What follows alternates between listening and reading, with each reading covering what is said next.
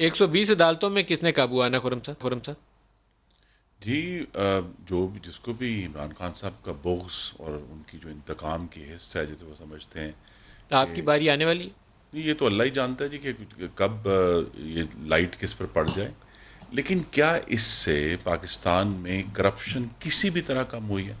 Transparency international کہتا ہے کہ اتنا احتساب سو کالڈ انہوں نے کیا جو کہ انتقام تھا. پاکستان 117 سے گر کے 120 پہ آ گیا. کیوں ہوا یہ؟ کرپشن ہر جگہ بڑی ہے.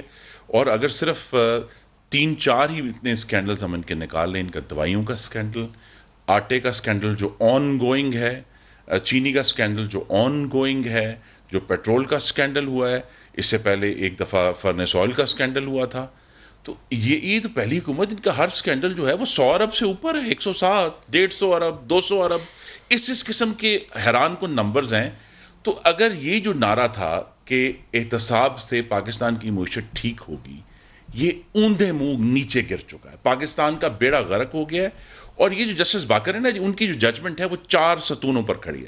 پہلا ستون تو وہ ہے کہ جی سعد رفیق صاحب کا جو کیس ہے اس کی جزیات ہے وہ اس کو میں علیحدہ کرتے ہیں. لیکن انہوں نے نیب لا کا جہاں جہاں وہ کلیش کر رہا ہے آئین سے، پہلا ستون وہ ہے.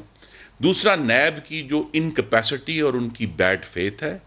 اور تیسرا نیب کو جو سیاسی انجینئرنگ کے لیے استعمال کیا. تو یہ جو 4 ستون ہیں، اب یہ بنیاد بنی ہے کہ آنے والے دنوں میں جورسپروڈنس ہوگی. کیونکہ یہاں کہا گیا نا جی نیب چیئرمین کے اوپر مس کانڈکٹ کا کوئی نہیں ہے.